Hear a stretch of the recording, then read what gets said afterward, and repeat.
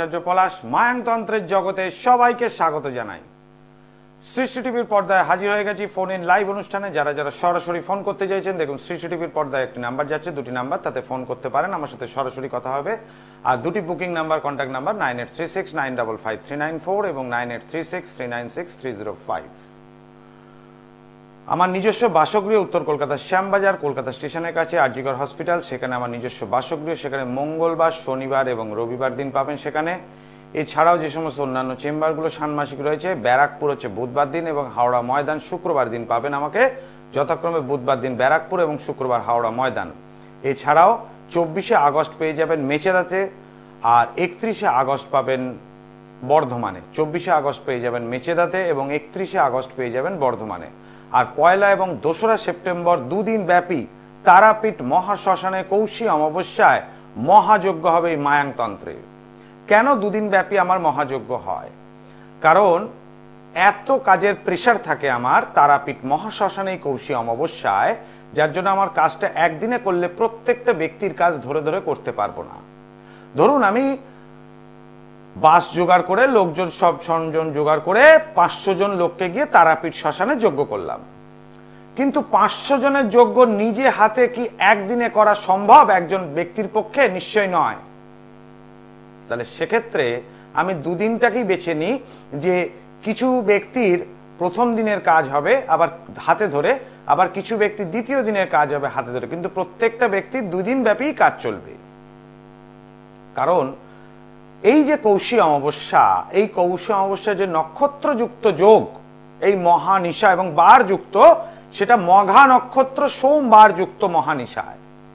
অর্থাৎ 1 সেপ্টেম্বর রবিবার সেটাও মঘা নক্ষত্র এবং 2রা সেপ্টেম্বর সোমবার এটাও মঘা নক্ষত্র। সুতরাং অমাবস্যা যুক্ত মঘা নক্ষত্র যদি রবিবার যুক্ত পড়ে, সেটা হচ্ছে কাল পুরুষের আবির্ভাব তিথি, কৌশী অমাবস্যার আগের দিন ভাদ্র মাসে কৃষ্ণ চতুর্দশী তিথিতে। এই কাল পুরুষের আবির্ভাব তিথিতে সেই মহাকাল কাল পুরুষকে আহ্বান করতে হয়। আপনারা দেখতে পাচ্ছেন টিভি স্ক্রিনে তারাপীঠে যে যজ্ঞ হয় আমার, এই মহাকাল, সেই কাল পুরুষ, সেই চণ্ডালকে আহ্বান করতে হয়। দৈত্যরাজ রাহু, অসুররাজ রাবণ, এদেরকে আহ্বান করে যত শত্রু আছে তাদেরকে বিনাশ ঘটাতে হবে। আর এই যোগে আমি প্রত্যেকটা ভক্তদের এবং টিভি অনুষ্ঠানে যেটা বলেছি, যে শত্রু বিনাশ আপনার জীবন থেকে। শত্রু বিনাশ মানে শত্রু কিন্তু মৃত্যু সবসময় নয়। অনেকে আসেন যে শত্রুর কিন্তু মৃত্যু কামনা করি না, কিন্তু শত্রু যেন আমার সাথে শত্রুতা ছেড়ে দেয়, অর্থাৎ সব রকম ক্রিয়া। শত্রুকে যদি চান যে শত্রুতাই আপনার সাথে ছেড়ে দিয়ে আপনার সাথে মিত্রতা করুক, অতি অবশ্যই হবে। শত্রু আপনার উপর এমন ভাবে প্রেসার সৃষ্টি করছে বা ঝগড়াঝাটি করছে, তাকে স্তম্ভন করতে হবে, তার বাক্য স্তম্ভন, পদং স্তম্ভন, তাহলে সেই কাজও হবে। আবার শত্রুকে যদি আপনি আপনার জীবন থেকে সম্পূর্ণরূপে সরিয়ে দিতে চান, তাহলে টিভি স্ক্রিনে ক্রিয়াটা দেখুন। এই ক্রিয়া দ্বারা শত্রুকে আপনার থেকে সম্পূর্ণরূপে আলাদা করা সম্ভব। একেই বলা হয় বান চালনা। বান চালনা অনেক ভাবে হতে পারে। শনি চালান, রাহু চালান, ভেজা বান, শুকনো বান ইত্যাদি, অগ্নিবান, অনেক রকম বান রয়েছে। এই বান চালনার কাজ যেমন এইভাবে করতে হয়, একজন ব্যক্তির নাম করে পুতুলের ওপর তার প্রাণ প্রতিষ্ঠা করতে হয়। সেই ব্যক্তির প্রাণ যখন পুতুলের উপর প্রতিষ্ঠা হয়ে যাবে, তাকে তুষ্ট করতে হয়, তাকে নানা রকম ইত্যাদি সরঞ্জাম দিয়ে, নানা রকম দ্রব্য দিয়ে তুষ্ট করার পর তারপর শ্মশানে দেখতে পাচ্ছেন টিভি স্ক্রিনে এই ক্রিয়াটা হলে তবে শত্রু বিনাশ হবে আপনার জীবন থেকে। অবশ্যই 100% আমার ভক্তের শত্রু মানে আমারই শত্রু, আর আমার ভক্তের মিত্র আমার মিত্র হবে। জয় মা তারা। বলুন। হ্যাঁ, আমি আমার সম্বন্ধে জানতে চাইছিলাম আর কি। কি নাম মা? আমার নাম হচ্ছে সুপ্রীতি গায়েন দোলই। কোথা থেকে বলছো? পূর্ব মেদিনীপুর থেকে। আচ্ছা, জন্ম তারিখ বলো তোমার। 15 ফেব্রুয়ারি 1998। 15 ফেব্রুয়ারি 1998। টাইম বলো মা। সকাল 9টা। জন্মস্থান কোথায়? মেদিনীপুর? হ্যাঁ, মেদিনীপুর হসপিটালে। মেদিনীপুর হসপিটাল। আমার অনুষ্ঠান দেখো না আজকে প্রথম দিন? না না, প্রায় দেখি। প্রায় দেখো। কিরকম লাগে অনুষ্ঠান? ভালো। ভালো লাগে। বিশেষত্ব কি আছে ভালো লাগার? শুধু ফোন পেলে বলে তুষ্ট করার জন্য ভালো বললে না বিশেষত্ব কিছু আছে প্রোগ্রাম? যেগুলো বলেন তো শুনি, করেও দেখি ওই টটকা টটকা গুলো, ওইগুলো। বা আমার আচ্ছা। দিদাও দেখে, মাসি দেখে, এ বাড়ির সবাই দেখে।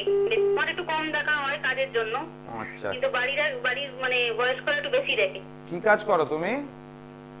আমি একটা এতে কাজ করি, ব্যাংকিং, ওই লোনের ডিপার্টমেন্টে। আচ্ছা, রবিবার তোমার জন্মবার? হ্যাঁ, রবিবার আমার জন্মবার। ব্যাস, এটা যেটা পেলাম, রবিবার জন্মবার, মীন লগ্ন এবং কন্যা রাশি, হস্তা নক্ষত্রে জন্ম, এটা তুমি জানো মা? কন্যা রাশি জানি, কোন নক্ষত্রে জন্ম সেটা জানি হস্তা না। নক্ষত্রে জন্ম, মীন লগ্ন। তোমার প্রশ্ন কি নিয়ে বলো আমাকে? মানে আমার কাজ বাজ সাংসারিক জীবন নিয়ে জানতে চাইছিলাম আর কি। মানে অর্থ ধন সম্পত্তি আর সংসার, তাই তো? হ্যাঁ। এইবার দেখো, অর্থ ধন সম্পত্তি সংসার নিয়ে তোমার যে প্রশ্ন রয়েছে, স্বামীর সাথে তো একটু ঝগড়াঝাটি লাগেই, প্রায়শই লাগে না? হ্যাঁ লাগে। স্বামী কি তোমার সঙ্গেই থাকে না বাইরে কোথাও কাজ করে? না, স্বামী স্ত্রী একসঙ্গে থাকি না, আলাদা আলাদা থাকি। ডিভোর্স হয়নি, কিন্তু আলাদা আলাদা থাকি। আলাদা আলাদা থাকো, এটা তোমার জন্ম ছক অনুযায়ী ফিক্সড। এটা বিয়ের আগে কাটাওনি অশুভত্ব গুলো? তোমার মাঙ্গলিক দোষ আছে, এটা কাটাওনি তুমি?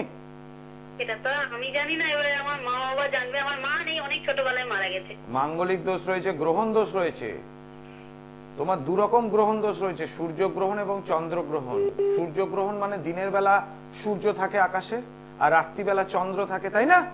তা দিনের বেলা সূর্যকে যদি রাহু গ্রাস করে তাহলে অন্ধকার, আর রাত্রিবেলা যে চাঁদের আলো যতটুকু পাওয়া যায় কৃষ্ণ পক্ষে পাওয়া যায় না, শুক্ল পক্ষে পাওয়া যায়, সেই চন্দ্রকেও গ্রাস করেছে রাহু। তাহলে দুরকম গ্রহণ দোষ যার জীবনে থাকে, তার সঙ্গে যদি মাঙ্গলিক দোষ থাকে, তার জীবনে কোন রকম সুখ শান্তি প্রাপ্তি হয় না। সংসারের জন্য হাজার চেষ্টা করেও বদনামের ভাগীদার হতে হয়, তাই কি? হ্যাঁ। তাহলে তুমি মেদিনীপুর থেকে বলছো মা, আর আমি কলকাতা স্টুডিওতে বসে আছি, একদম তোমার মনের কথাটা বলে দিলাম। তাহলে এটার জন্য কি করব? এটার জন্য মা, তোমার প্রথম সমস্যা, এখানে গ্রহণ দোষ একটা বিশাল পরিমাণে সমস্যা সৃষ্টি করছে, আর একটা মাঙ্গলিক দোষ, ঠিক আছে? বর্তমান যে দশা দিয়ে যাচ্ছ একদম পিওর গ্রহণ দোষের দশা। এখানে রয়েছে 2012 থেকে 2030 সাল মধ্যে কিন্তু তোমার ঝঞ্ঝাট ঝামেলার মধ্যে থাকবে। একটা আংশিক কালসর্প রয়েছে, সেটা শনি ভঙ্গকারী আংশিক কালসর্প, কিন্তু সেই শনির শক্তি অতখানি বেশি নেই, ফলে শনি নিচস্থ হতে যাচ্ছে। সুতরাং এই কালসর্পের অশুভ প্রভাব তোমার জীবনের উপর পড়ছে। তুমি প্রচুর স্ট্রাগলিং করো, প্রচুর পরিশ্রম করো, তা সত্ত্বেও কারোর মন পাও না, তাই তো? মনের মধ্যে হাজারটা কষ্ট জমা রয়েছে, আমি প্রচন্ড করি। মনের মধ্যে প্রচুর কষ্ট রয়েছে, সেটা শেয়ারও করতে পারো না কারোর সঙ্গে, তাই তো? এখন কি চাইছো, তোমার কি ইচ্ছা সেটা বলো মা। না, সংসারটা ঠিক করতেছি, কাজ বাজার একটু ভালো মতো চাইছি, কারণ আমি যে কাজটা করি খুব পরিশ্রমের কাজ করি। আচ্ছা, বুঝতে পেরেছি। এখন মা দেখো, তুমি যদি নিজে চাও যে তুমি স্বামীর সাথে সংসার করতে চাও, এবং তোমার অর্থনৈতিক ইনকাম তো একদিনে মানুষ একতলা থেকে 10 তলা উঠতে পারে না, তো নিশ্চয়ই স্টেপ বাই স্টেপ আছে প্রসেস। তো সেইটার জন্য মা তোমাকে তো একটু যোগাযোগ করতে হবে আমার সঙ্গে মেচেদাতে। আচ্ছা, মেচেদা কোথায় একটু বলুন? মেচেদাতে আমাকে পাবে একদম মেচেদা হোটেল হিন্দুস্তানে বসি, যেখানে Mecheda rail station bus stand, ওখানেই হোটেল হিন্দুস্তান। ওখানে বাড়ির কোনো গার্জেন যদি আসে, তোমার বাবা মা কেউ যদি আসে, সঙ্গে নিয়ে আসো তোমার জন্মছক, ঠিক আছে? নিয়ে চেম্বারে চলে আসো, আমি নিশ্চয়ই এই জায়গাটা ঠিক করে দিলে তোমার সাংসারিক জীবন এবং অর্থের জায়গাটা ঠিক হয়ে যাবে। কেমন? জয় মাতা। দর্শক বন্ধু, আমি প্রত্যেকটা ব্যক্তিকে সহযোগিতা করি, যারা ফোন করতে চাইছেন সৃষ্টি টিভির পর্দা অবশ্যই ফোন করুন। বাড়ি বসে অবশ্যই জানতে পারবেন সমস্যা, কিন্তু সমাধানের রাস্তা তো আপনাকে এগোতে হবে। চিরকাল সমস্যা নিয়ে থাকতে থাকতে, যেমন ধরুন রোগ যদি পুষে রাখেন, ও আস্তে আস্তে হচ্ছে, অল্প স্বল্প হচ্ছে, আবার ঠিক হয়ে যাচ্ছে, এই অল্প স্বল্প হচ্ছে ঠিক হয়ে যাচ্ছে, কিন্তু বড় আকার যেমন ধরে একটা সময়, তখন লাগাম ছাড়া হয়ে যায়, কোনো ওষুধ কাজ করে না। সেরকমই সমস্যাও এমন একটা জিনিস যে লাগাম ছাড়া হয়ে যায়। কিরকম লাগাম ছাড়া? যে সমস্যা যদি কে মাঝে মধ্যে হচ্ছে, আবার থেমে যাচ্ছে, আবার হচ্ছে থেমে যাচ্ছে, এই বারবার হওয়াটাকে যদি না আটকানো যায়, তাহলে একদিন একটা স্থায়ী আকার ধারণ করবে, যেটা থেকে নিরাময় পাওয়া সম্ভবপর হবে না। কারণ একটা সময় গ্রহ হয়তো অনুকূল ভাবে রয়েছে, সেই অনুকূল ভাবের সঙ্গে সমস্যাটা আপ ডাউন করছে, যখন সম্পূর্ণরূপে প্রতিকূল হয়ে যাবে, তখন কিন্তু সেটা থেকে নিরাময় পাওয়াটা খুব কষ্টকর হবে। আমি দ্বিতীয় কলারকে দেখে নিই। জয় মা তারা। জয় মা তারা। বলুন। নমস্কার, কে বলছেন, কোথা থেকে বলছেন? আমি গড়িয়া থেকে বলছি। আমি একটু আমার মেয়ের সম্পর্কে জানি। নদিয়া জেলা। কি নাম মা আপনার মেয়ের? মেয়ের নাম হচ্ছে সিঞ্জিনী দাস। সিঞ্জিনী দাস? সিঞ্জিনী দাস। হ্যাঁ, জন্ম তারিখ সিঞ্জিনী বলো। 6/4/2001। 6 এপ্রিল 2001, ঠিক বলছো তো? হ্যাঁ হ্যাঁ। টাইমটা বলো মা। সকাল 10টা 7। জন্মস্থান কোথায়? হ্যাঁ, জন্মস্থান কলকাতায়। কলকাতায় জন্ম। তোমার নাম কি? আমার নাম রীনা দাস। আচ্ছা, বর্তমানে কোথা থেকে বলছো? নদিয়া জেলা থেকে? না না, গড়িয়া থেকেই বলছি। গড়িয়া থেকে? আচ্ছা, গড়িয়া, আমি শুনলাম নদিয়া। গড়িয়া থেকে, ঠিক আছে। গড়িয়া। শুক্রবার মেয়ের জন্মবার? হ্যাঁ। শুক্রবার জন্মবার। 2001-এ জন্ম মানে 2024, এখন বর্তমানে 23 বছর বয়স। মেয়ে করছে কি এখন? মেয়ে একটা জব করছে, হুম। কিন্তু মেয়ের একটু বিয়ের সম্পর্কে জানতে চাইছি। মেয়ে রাজি হচ্ছে না বিয়ে করতে। আচ্ছা, বিয়ে করতে মেয়ে রাজি হচ্ছে না, সেই জন্য বিয়েটা কবে হবে এটা তোমার প্রশ্ন, তাই তো? হ্যাঁ হ্যাঁ আচ্ছা, ঠিক আছে।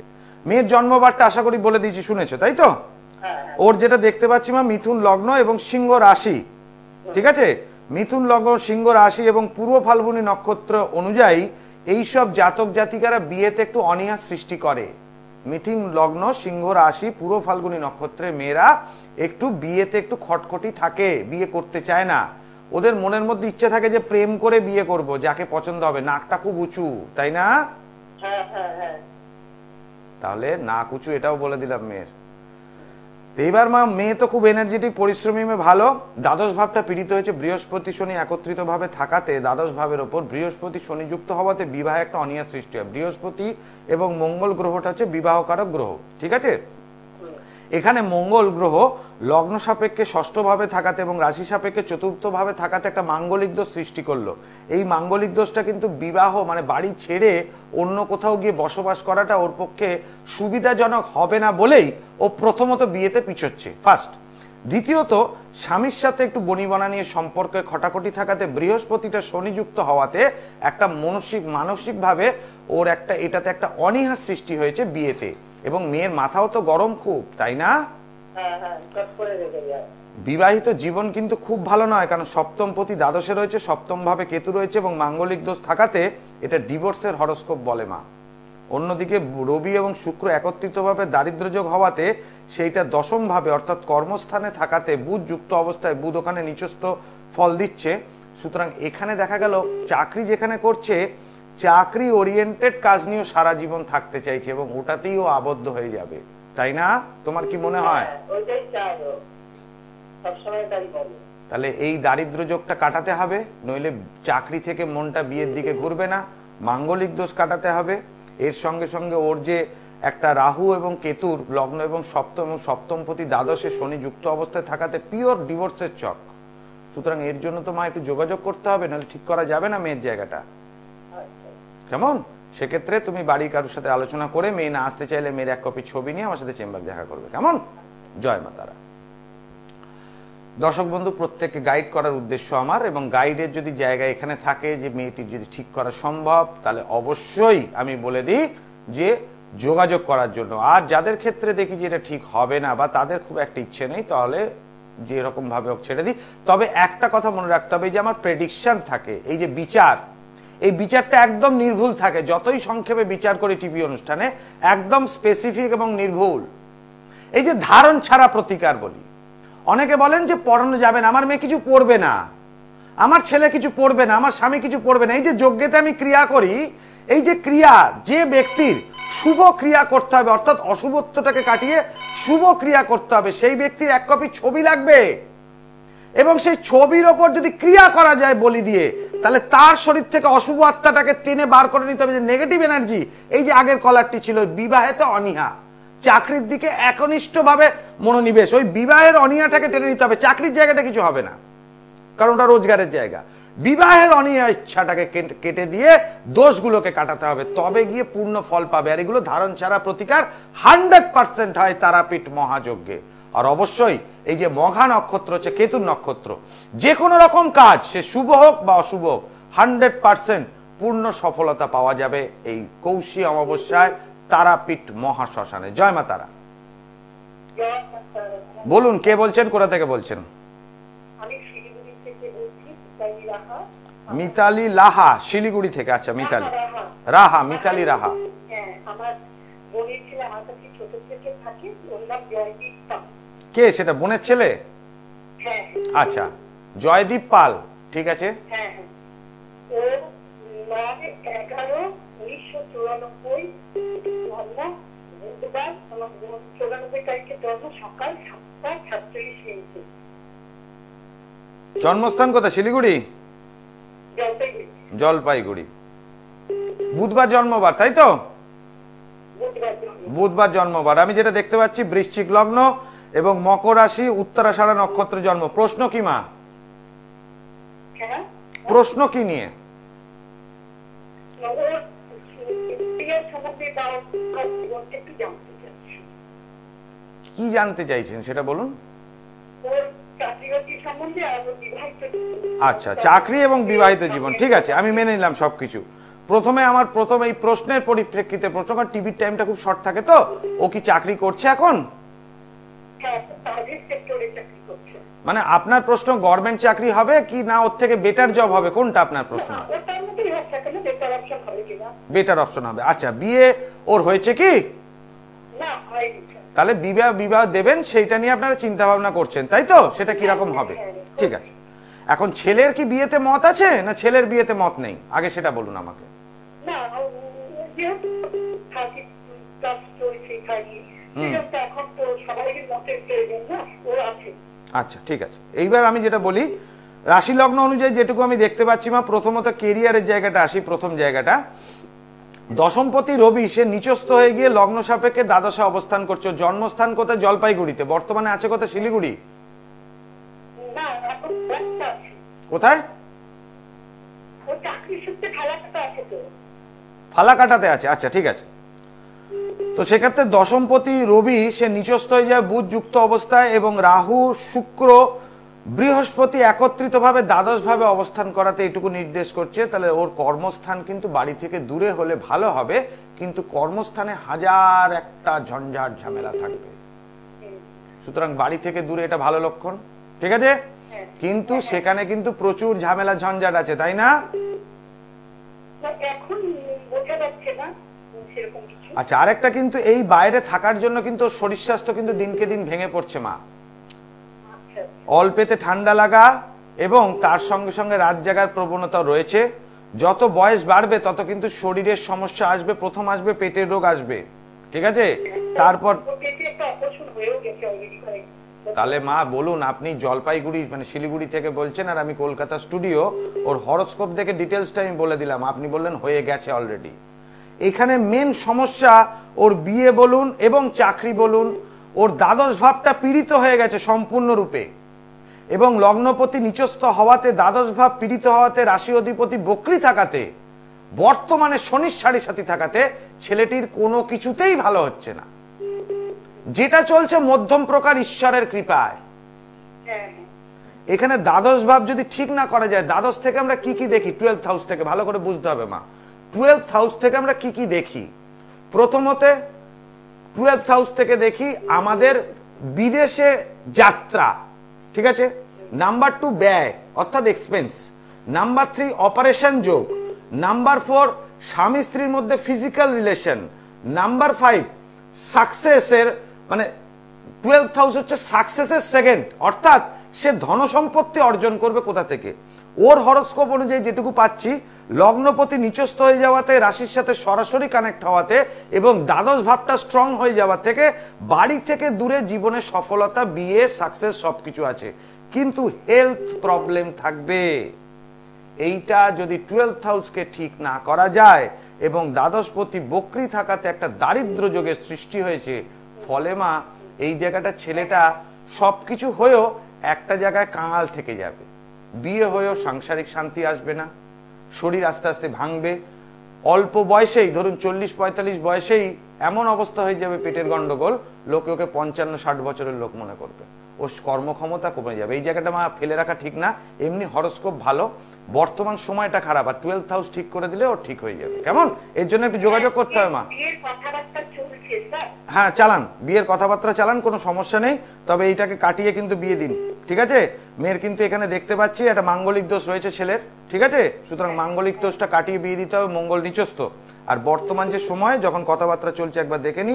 রাহুর মহাদশা, শুক্রের অন্তর্দশা, 2024 থেকে 2027 পর্যন্ত বিবাহের যোগ আছে। সুতরাং এত ভাবনার কিছু নেই, আগে দোষগুলো কাটান, তারপর বিয়ে দিয়ে দিন। হ্যাঁ, মাঙ্গলিকের সাথে দ্বাদশ ভাবটা ঠিক করতে হবে মা। শুধু বিয়ে দিলে তো হবে না, বাচ্চাও তো চাই নাকি? তবে আরে বিয়ে দিলে কি হবে, বাচ্চা কাচ্চাও তো চাই, নলে বউ তো পালিয়ে যাবে। জয় মা তারা, সবকিছু ঠিক করতে হবে। শুধু বিয়ে দিলাম হয়ে গেল, বাচ্চা কাচ্চা না হলে তো বউ পালিয়ে যাবে, পর পুরুষের সঙ্গে অ্যাট্রাক্টিভ হয়ে যাবে, তখন মুশকিল হয়ে যাবে। যদি 12th হাউস ঠিক না থাকে পুরুষ মানুষের, তাহলে সেক্ষেত্রে বউ পর পুরুষের দিকে আসক্ত হয়ে যায়, ফিজিক্যাল রিলেশনে প্রবলেম আসে। যাই হোক, টিভির ওপেন অনুষ্ঠান, কিন্তু কিছু জিনিসটা আপনাদের বোঝানো দরকার, সেই জন্য আমি খুলে বললাম আপনাদের, কিছুটা আপনাদের বোঝা দরকার যে কেন এই সমস্যাটা হচ্ছে। মানুষের সমস্যা জীবনে 3টি কারণে হতে পারে। এক, গ্রহগত কারণে, দ্বিতীয় বাস্তুগত কারণে, তৃতীয় হচ্ছে তৃতীয় ব্যক্তি ক্ষতি দ্বারা থেকে। তাহলে এই 3টে কারণে যদি সমস্যা হয়, তাহলে ধরে নিতে হবে যে কোনো একটির প্রভাব অতি অবশ্যই থাকবে, তার সঙ্গে আনুষঙ্গিক প্রভাব থাকতেই হবে, নইলে মানুষ স্ট্রাগলিং করতে করতে বড় হয়। প্রত্যেকটা মানুষ, একটা মানুষ স্ট্রাগলিং ছাড়া প্রচুর সুবিধা পাচ্ছে, ভাগ্য এমন ভালো, আর একটা লোক 1000টা স্ট্রাগলিং করার পরও সেই সুবিধা পাচ্ছে না। সুতরাং দুটোর মধ্যে ডিফারেন্স থাকতেই হবে। আর অবশ্যই আচার্য পলাশের এই যে মেটাল ট্যাবলেট বলি, যে সবতন্ত্র বারবার, মায়াংতন্ত্র একবার, করতে গ্রহের প্রতিকার, আচার্য পলাশের মেটাল ট্যাবলেটে জুড়ি মেলা ভার। এই মেটাল ট্যাবলেট ধারণ করার সঙ্গে সঙ্গেই যে কোনো সমস্যা থেকে 100% যে কোনো ব্যক্তি মুক্ত হবে, সে যাই সমস্যা হোক না কেন, যত বড়ই সমস্যা হোক না কেন। এবং যারা এসছেন আমার কাছে, প্রত্যেকটা ব্যক্তি জানেন আমি কাউকে আজ পর্যন্ত প্রতারণা করিনি, এবং কারুর কাছ থেকে এরকম ভাবে অর্থ নিয়ে কাজ করে দিতে পারিনি, এরকম একজনও ব্যক্তি নেই যে বলতে পারবেন। প্রত্যেকটা ব্যক্তি আমার কাছে উপকার পেয়েছেন। এবং এই কৌশী অমাবস্যায় যে ধারণ ছাড়া প্রতিকার, এই যে যোগ, এই নক্ষত্রযুক্ত মহাযোগ, এই যে দেখতে পাচ্ছেন ক্রিয়া, এই ক্রিয়াতে আপনার জীবনের শত্রু বিনাশ ঘটবে। কেন বলছি বারবার? আপনার জীবনের শত্রু চিরকালের জন্য আপনার জীবন থেকে বিনাশ ঘটবে। অর্থাৎ হয় সেই শত্রুর আপনি মৃত্যু চাইছেন না, কিন্তু সেই শত্রু আপনাকে মিত্র বলে গণ্য করবেন। মৃত্যু অর্থাৎ আপনি তার মারণ চাইছেন না, কিন্তু সেই শত্রু আপনার সাথে প্রিয় হবে, অথবা আপনার থেকে নিজেকে সে দূরে সরিয়ে নেবে। অবশ্যই এটা করা সম্ভব। আর শত্রুর ক্ষতি ক্রিয়া তো আপনারা ওপেন টিভি অনুষ্ঠানে দেখলেন। এই কাল পুরুষের আবির্ভাব তিথি ভাদ্র মাসে কৌশী অমাবস্যা তিথির আগের দিন, অর্থাৎ ভাদ্র মাসে যে অমাবস্যা, কৌশী অমাবস্যা, তার আগের দিন হচ্ছে কৃষ্ণপক্ষের চতুর্দশী তিথি। এই কৃষ্ণপক্ষের চতুর্দশী তিথিতে কাল পুরুষের আবির্ভাব তিথি। কাল পুরুষকে আপনাদের সামনে টিভি অনুষ্ঠানে ওপেন নিয়ে আসবো দেখানোর জন্য। এই কাল পুরুষের আবির্ভাব তিথি কৃষ্ণপক্ষের চতুর্দশী তিথিতে এবং মঘা নক্ষত্র যুগে রবিবার, যে কোনো রকম বাস্তুতে যত বড়ই দোষ হোক না কেন সেটা খণ্ডন করা সম্ভব। কাল পুরুষকে দিয়ে অর্ধনারীশ্বর ব্রহ্মদৈত্য বাবা, অর্থাৎ ব্রহ্মদৈত্যকে দিয়ে ধন সম্পত্তি, অর্থ প্রাপ্তির, লটারি প্রাপ্তির কাজে 100% সাফল্য এই যোগে হবে। এগুলো আমি সহজে বলতে চাই না, কারণ লটারির কাজ অত সহজে হয় না, কিন্তু করা সম্ভব। সেই ব্রহ্মদৈত্য বাবা, ওই যে বলে না যে ব্রহ্মদৈত্য বাবা এটা কি মামদবাজি, সেই মামদভূত এবং ব্রহ্মদৈত্য ভূতকে দিয়ে যে কাজগুলো, ক্রিয়াগুলো হয়, অর্থ, আর্থিক শ্রীবৃদ্ধি এবং শত্রুর ওপর আপনি বেশি করে অত্যাচার শুরু করবেন, এই সকল ক্রিয়াগুলো করা সম্ভব। আর কেউ যদি আপনার উপর ক্ষতি করার কাজ করে রাখে, সেটাকে বিপরীত প্রত্যন্তর ক্রিয়া করার যোগ, এই যে মঘা নক্ষত্র, এক চান্স হয়ে যায়, অর্থাৎ রিভার্স করা হলো। আপনার পক্ষে অশুভ ক্রিয়াটাকে ঘুরিয়ে দেওয়া হলো, অর্থাৎ এবার থেকে আপনার যা ক্রিয়া হবে শুভ হবে। আজকের মতো অনুষ্ঠান শেষ করতে হচ্ছে। আবার আসবো সৃষ্টি টিভিতে লাইভ অনুষ্ঠান নিয়ে। প্রত্যেকে ভালো থাকুন, সুস্থ থাকুন। ওম সর্বমঙ্গল মঙ্গলে শিবে সর্বার্থ সাধিকে শরণ্যে ত্র্যম্বকে গৌরী নারায়ণী নমস্তুতে। দূর আর দূরে